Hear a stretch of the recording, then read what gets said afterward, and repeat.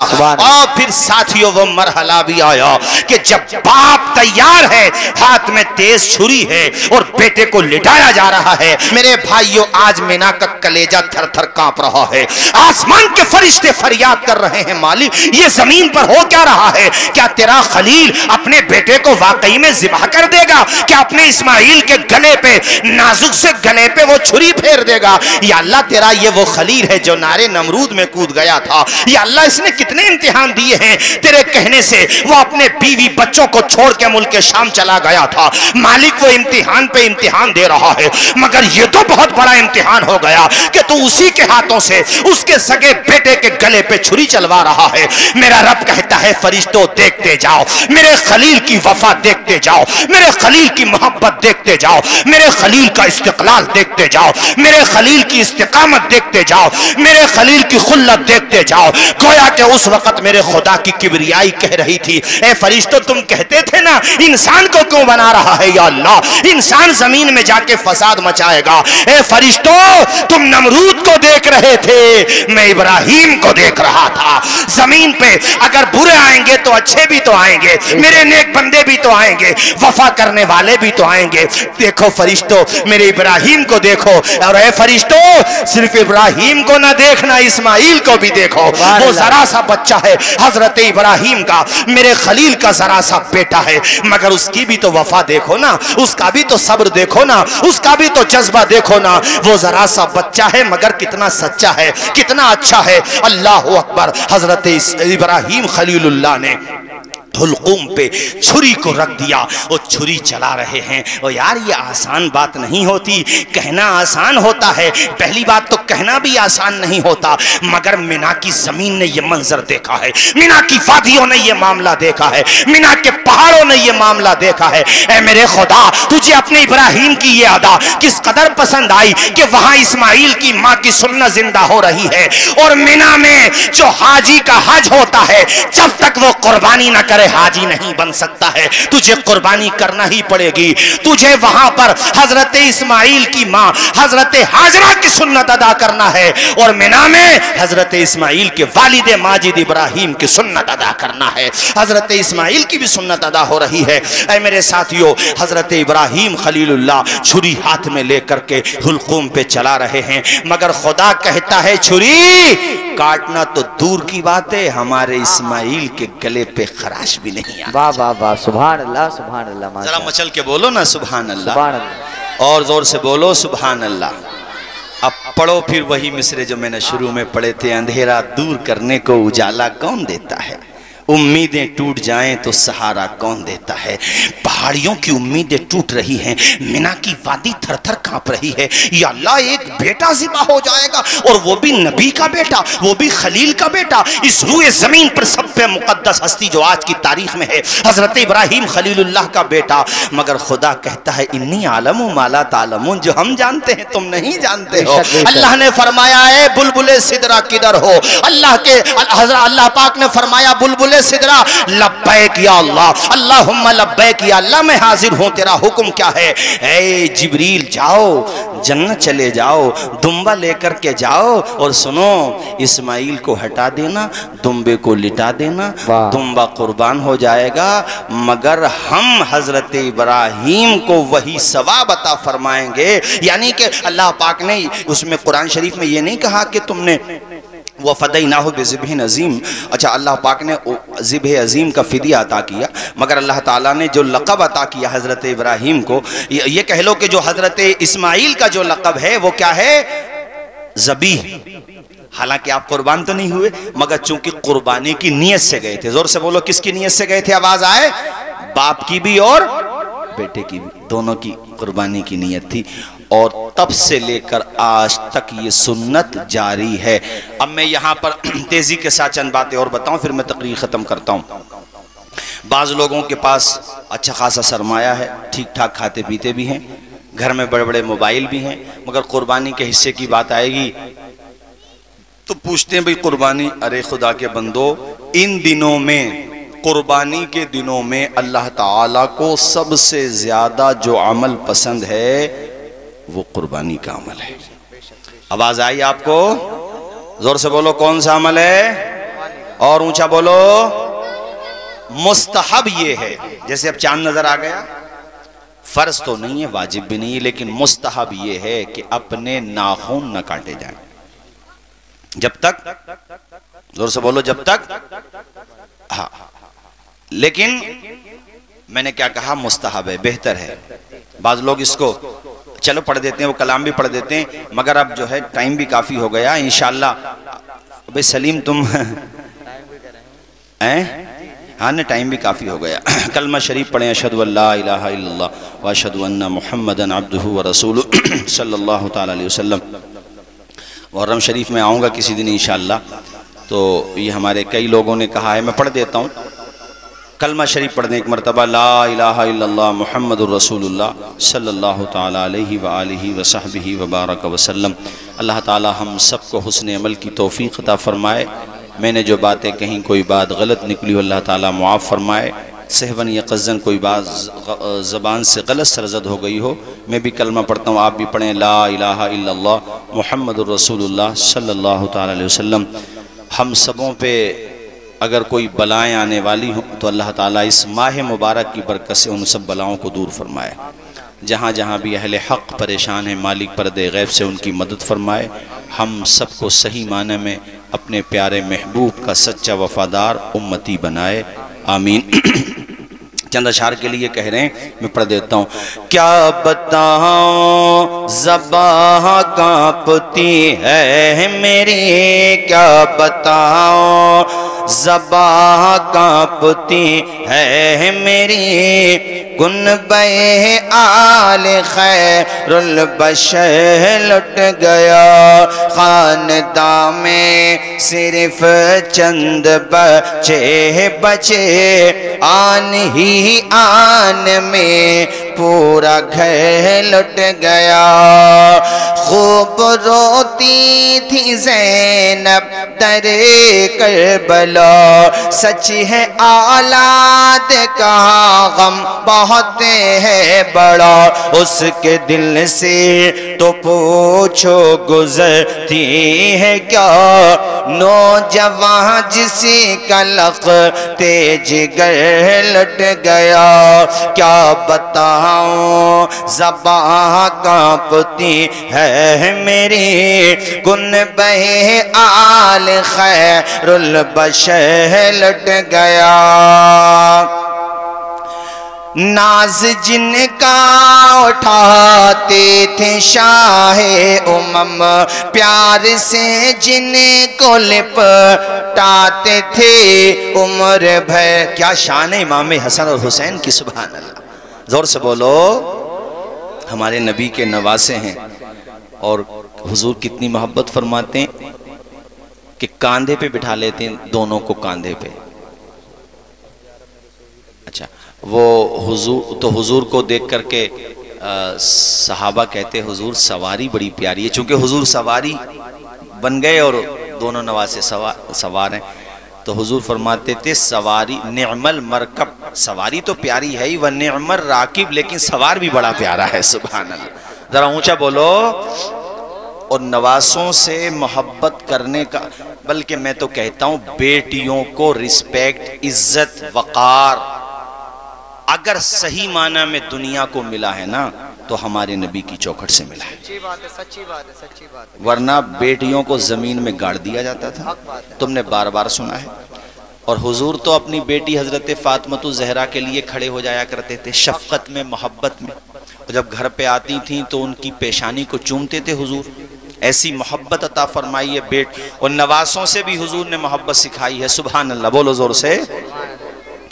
ناز جن کا اٹھاتے تھے شاہ امم، پیار سے جن کو لپٹاتے تھے عمر بھر، جن کو جھولا جھلاتے تھے شیر خدا، واہ واہ واہ، جن کو جھولا جھلاتے تھے شیر خدا، فاطمہ کا وہ نور نظر لٹ گیا، کیا بتاؤں زباں کانپتی ہے میری، گنبہ آل خیر البشر لٹ گیا، راہ حق میں گلا چھد گیا تیر سے، شہ کے ہاتھوں میں ایسے غل علی چل بسا، باپ سے پہلے قربان بیٹا ہوا، تھا وہ ننھا سا بچہ مگر لٹ گیا، کیا بتاؤں زباں کانپتی ہے میری، گنبہ آل خیر البشر لٹ گیا۔ اللہ پاک ہم سب کو عمل کی توفیق عطا فرمائے۔ اچھا میں ایک بات اور کہہ رہا تھا کہ قربانی کے دنوں میں چند باتوں کا خیال رکھنا۔ ایک تو بعض لوگوں کو میں نے دیکھا کہ قربانی کے وقت کی ویڈیو بنا لیتے ہیں اور پھر وہ ویڈیو آپ نے واٹس ایپ پہ بھیجی کسی دوست کو، اس سے دھوکے سے کسی گروپ میں چلی گئی، پھر وہ وائرل ہوتی ہے، اس سے کسی کے جذبات کو ٹھیس پہنچ سکتی ہے، ظاہر ہے اس کے خلاف کوئی ایکشن بھی ہو سکتا ہے، تو اس طرح کے ویڈیوز نہ بنائیں، نمبر ایک۔ نمبر دو، جہاں پہ قربانی کی آپ نے ان ساری جگہوں کو فوراً گورنمنٹ کی طرف سے، میونسپلٹی کی طرف سے اہتمام ہوتا ہے، اس کو پاک صاف کر دو، یعنی بہا دو، جو بھی آلودگی ہے سب کو بہا دو۔ اور نمبر تین ایک بات اور آپ سے عرض کرنا چاہوں گا، نمبر تین یہ ہے کہ چونکہ ہم بھارت میں رہتے ہیں اور ہمارا ملک ہے، تو اپنے علماء کرام سے مشاورت کے بعد انہوں نے جو آپ کو ہدایات دی ہیں، سمجھ لو نا میری بات، اسی کے اعتبار سے قربانی کرو، اور جو واقعتاً غریب ہے، مستحق ہے، مستحق کا مطلب وہ امداد کا مستحق ہے، تو اس کو اس طور پہ نہیں کہ آپ نے اس کو فقیر سمجھ لیا، کمزور، نہیں، اس طور پہ نہیں، بلکہ اپنے رشتہ دار کے طور پہ، مہمان کے طور پہ اس کو تو پیش کرنا ہی ہے جو آپ پیش کریں، لیکن اپنے دسترخوان پہ بٹھا کر کے اس کو کھلائیں، اس سے اللہ تعالیٰ زیادہ خوش ہوتا ہے اپنے کرم سے، وہ بہت خوش ہوتا ہے، یہ کہنا چاہ رہا ہوں میں، چونکہ آپ اس کو کھانا بھی کھلا رہے ہیں اور عزت بھی دے رہے ہیں۔ ہر آدمی کو، کوئی غریب ہو سکتا ہے مگر عزت تو اسے بھی چاہیے نا۔ اور امیری غریبی کیا ہوتی ہے یار؟ امیری غریبی کا کیا ہے بتاؤ؟ کچھ پتہ تھوڑی ہوتا ہے کب کون غریب امیر ہو جائے اور کون امیر غریب ہو جائے، زندگی کیا پتہ بھی غفران بھائی ہے مولانا ناظم صاحب، بلا وجہ یہ تو ہم لوگوں نے بنا رکھے ہیں، ورنہ اس کی کوئی حقیقت دنیا میں ہے نہیں۔ کتنے لوگوں کو میں دیکھتا ہوں، سفر کرتا ہوں، بعض جگہ ہم جلسوں میں جاتے ہیں، پتہ چلتا ہے حضرت وہ ایسے ہو گئے، وہ ایسے ہو گئے۔ ارے بھائی اللہ پاک سے ڈرنا چاہیے، اللہ کا نظام ہے، اللہ کی پوری دنیا کا مالک تو خدا ہی ہے نا، اس نے مہلت دی ہے، بس اس کے علاوہ کچھ بھی نہیں ہے۔ اب مہلت کو کوئی آدمی اپنی طاقت سمجھ لے تو بے وقوفی کے علاوہ کیا ہے؟ اگر انسان کے پاس طاقت ہوتی واقعی میں، جس کو طاقت کہتے ہیں، تو سب سے پہلے تو وہ اپنی موت کا علاج تلاش کرتا، وہی موت سے نکلنے کی کوشش کرتا نا، کبھی کسی طریقے سے موت سے نکلیں۔ مگر ہم نے یہ دیکھا کہ ڈاکٹر لوگ بھی، ابھی میں نے اخبار میں پڑھا کہ وہ ہارٹ اٹیک کے ڈاکٹر تھے اور انہوں نے بڑے اچھے سرجن تھے اور خود بھی اسی میں چلے گئے، سمجھ رہے ہو میری بات؟ تو یہ سب اللہ کا نظام ہے، اور اس نے قرآن میں کئی جگہ یہ بات کہی ہے، اللہ پاک نے فرمائی ہے۔ ایک جگہ فرماتا اینما تکونوا یدرککم الموت، اللہ کہتا ہے کہیں بھی جا کے چھپ جاؤ، تم کہیں بھی رہنے لگو، نیچے تہ خانہ بنا لو، تہ خانے سے نیچے بھی تہ خانہ بنا لو، اس سے نیچے بھی تہ خانہ بنا لو، تم تو سمندر کے اندر جا کر کے کوئی گفا تلاش کر لو، کوئی تمہیں اس جگہ ایسی جگہ مل جائے۔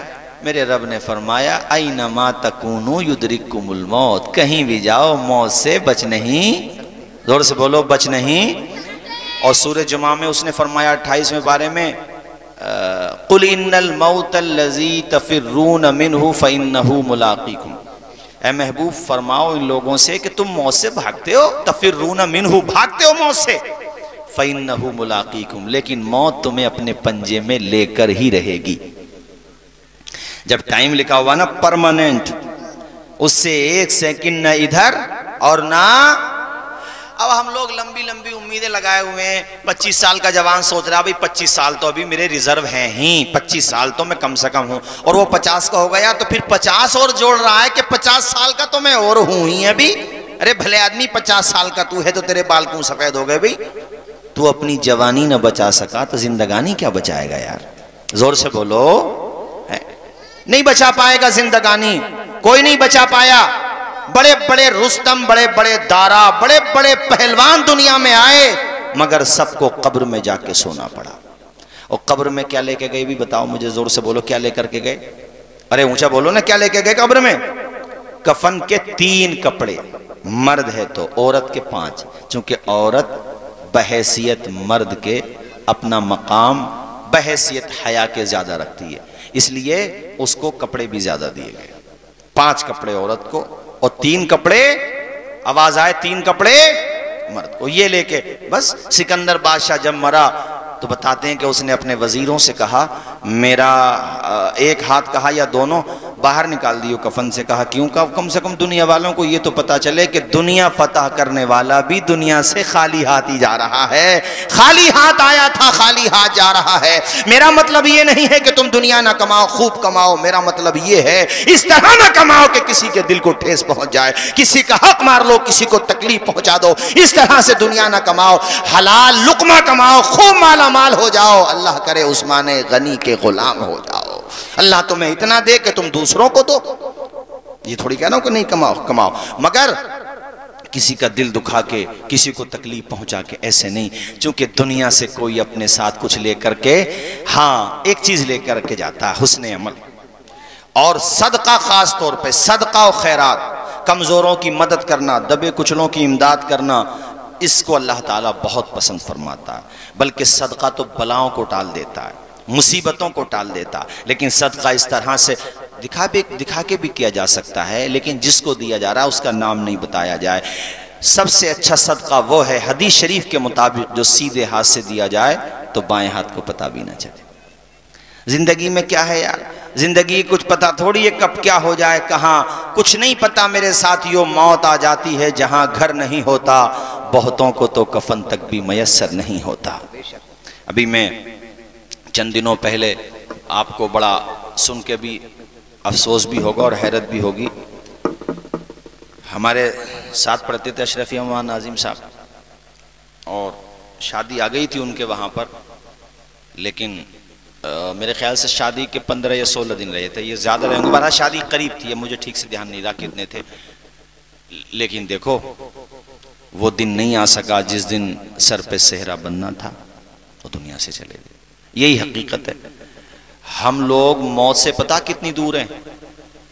آپ لوگ کوئی سوچتا ہے 50 سال کا ہو گیا تو 10 سال تو ہیں ہی میرے پاس. ہرس ہے انسان میں, ہرس. حضور فرماتے ہیں انسان کا پیٹ قبر کی مٹی بھرے گی, اس کے پاس ایک سونے کا پہاڑ ہو تو سوچے گا دوسرا اور ہو جائے, مگر قبر کی مٹی میں جب جائے گا تو اسے احساس ہوگا کہ یار ہم سونا کمانے میں رہ گئے بھی. وہ کوئی گزر رہا تھا قبرستان سے, اس نے سلام کیا, کہا بڑے مزے میں ہو, آرام سے سو رہے ہو؟ تو عالم تصور میں آواز آئی, سلام کرنے والے ہم نہیں سو رہے ہیں, سو تو تم رہے ہو, ہم تو دنیا میں سونے کی سزا کاٹ رہے ہیں. تمہیں اللہ نے ابھی مہلت دی ہوئی ہے, اس مہلت کا فائدہ اٹھا لو, نیکیاں کما لو, ورنہ تم بھی پلٹ کے ہمارے پاس ہی رہے ہو. یہاں سے کوئی مرنے والا گیا آپ کی بستی سے, ہماری بستی سے, سب کی بستی سے, کامن بات کہہ رہا ہوں ایک میں, مولانا ناظم صاحب وہ گیا, تو جتنوں کو وہ چھوڑ کے گیا ہے اس سے زیادہ تو اسے وہاں مل جائیں گے جہاں کو وہ جا رہا ہے. نہیں سمجھے میری بات؟ پردادا, لکڑ دادا, اس کے بھائی بہن اگر جا چکے ہیں تو وہاں پر بھی تو بہت ہے نا, جس کو عالم برزخ کہتے ہیں. بس اللہ تعالیٰ قبروں سے روحوں کو آزاد فرما دے اپنے کرم سے. بس یہ انسان کا جو جسم ہے نا, یہ تو خول ہے, خول. اصل جو ہے وہ انسان کی باڈی میں ہے. یہی وجہ ہے کہ جب وہ اصل, جس کو آتما کہتے ہیں, روح, وہ نکل جاتی ہے تو پھر کوئی نام تھوڑی لیتا. مثال کے طور پہ ایک مثال دے رہا ہوں, کسی کا نام عبدالستار ہے, عبدالغفار ہے, یا ندیم ہے, جو بھی نام ہے مثال کے طور پہ, ان کا انتقال ہو گیا تو وہ آنے والا یہ تھوڑی کہے گا کہ عبدالغفار کہاں ہے, عبدالرحیم کہاں ہے, عبدالستار کہاں ہے. وہ یہ کہے گا ڈیتھ باڈی کہاں ہے, جنازہ کہاں ہے, یہ کہے گا نا, بولو. جو نام ہی ختم ہو گیا، مرتے ہی کوئی نام نہیں لے رہا، کوئی نام ہی ختم ہو گیا سب سے پہلے۔ جو لباس پہنے ہوئے تھا وہ لباس بھی اتار لیا غسال نے، جو پہنے ہوئے تھا وہ تو چھوڑو، جو گھر پہ رکھے تھے اس کا تو ذکر ہی مت کرو، جو پہنے ہوئے تھا وہ بھی اتار لیا۔ وہ کسی نے کہا ہے نا یار، دنیا کے لباس سے محبت کرتا ہے، اس لباس سے بھی محبت کر جو کبھی اتارا ہی نہیں جائے گا۔ وہ پھٹ تو جائے گا، ہاں قبر میں جا کے گل بھی جائے گا، مگر اتارا۔ کفن کے بارے میں کسی نے بڑی خوبصورت بات لکھی ہے، جس نے بنایا اس نے بیچ دیا، اور جس نے خریدا اس نے پہنا نہیں، اور جس نے پہنا اسے پتا نہیں۔ وہ کیا ہے بولو؟ کفن ہے۔ زور سے بولو کیا ہے؟ آواز آئے؟ کفن ہے۔ کفن جب جاتے ہو نا مارکیٹ میں کپڑے خریدنے، عمدہ عمدہ بہترین شاپنگ کرنے جاتے ہو تو نادانو اس موقع پہ تھوڑی دیر کے لیے ذہن پہ زور ڈال کے یہ بھی سوچ لیا کرو، ہو سکتا ہے شہر سنبل کی مارکیٹ میں وہ کفن بھی آ چکا ہو جو مجھے پہنائے گا غسال جب نہلا کے فارغ ہو چکے گا، برگے بھی آ چکے ہوں جو میری قبر پہ لگائے جائیں گے۔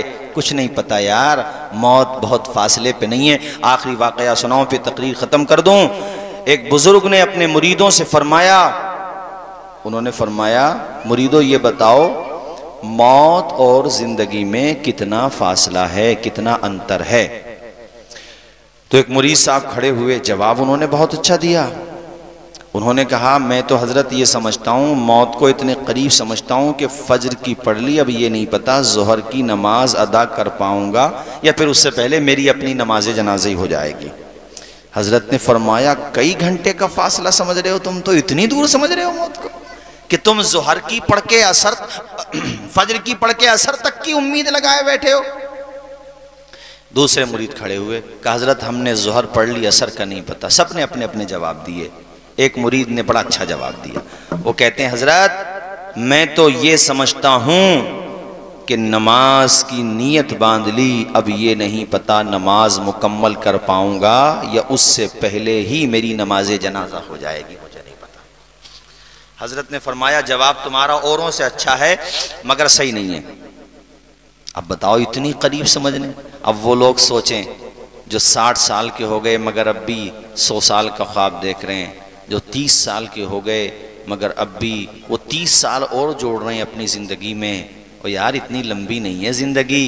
امام غزالی المتوفا 505 ہجری، آپ سے سوال کیا گیا تھا کیا توبہ بوڑھے کی قبول نہیں ہوتی جو جوانی میں کی جائے؟ حضرت نے فرمایا توبہ تو بوڑھے کی بھی قبول ہو جاتی ہے مگر بڑھاپا آ جائے گا، اس بات کی گارنٹی کون دے رہا ہے؟ کیا پتہ جوانی میں موت آ جائے؟ تو وہ بے وقوف ہے جو بڑھاپے پہ توبہ کو ٹالے، بلکہ اسے جوانی ہی میں توبہ کر لینا چاہیے۔ بزرگ نے فرمایا پتہ ہے موت کتنی دور ہے انسان سے؟ سب نے کہا حضرت آپ ہی بتا دیجئے۔ تو کہا موت کو ایسے سمجھو جیسے ایک طرف کو سلام پھیر لیا تو اب یہ نہیں پتا دوسری طرف سلام پھیر پائیں گے یا پھر اس سے پہلے ہمیں موت آ جائے گی۔ بھئی ایک سانس کا ہی تو فاصلہ ہے، بولو زور سے، سانس کا ہی تو فاصلہ ہے نا۔ اٹیک کی جو بیماری، اٹیک جو ہو جاتے ہیں تو اس میں کیا ہوتا ہے؟ ابھی بات کر رہے تھے اٹیک آ گیا، برین ہیمریج بولتے ہیں، دماغ کی نس پھٹ جاتی ہے۔ شام کو تمہارے ساتھ تھے، بات چیت کر رہے تھے، چائے بھی ساتھ میں پی تھی، ساتھ میں کھیل بھی رہے تھے، ہنس رہے تھے، اور صبح کو اٹھ نہ پائے۔ زور سے بولو صبح کو۔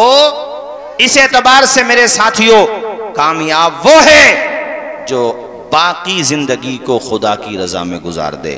اللہ تعالی ہم سب کو حسن عمل کی توفیق عطا فرمائے۔ میں نے کافی وقت آپ کا لے لیا، اس کے لیے معافی چاہتا ہوں، مگر میں نے دیکھا مجمع بھی اچھا ماشاءاللہ اور سب لوگ رکے ہوئے ہیں، سب نے سنا بھی محبت سے۔ اللہ تعالی ہم سب کو عمل کی توفیق عطا فرمائے، ایمان پر خاتمہ فرمائے۔ وہ کوئی بات غلط نکلی ہو میں بھی کلمہ پڑھتا ہوں، میرے ساتھ آپ بھی پڑھیں، لا الہ الا اللہ محمد رسول اللہ۔ آپ کھڑے ہو جائیں، سلام پڑھ لیں۔ وما علینا الا البلاغ۔ السلام علیکم ورحمۃ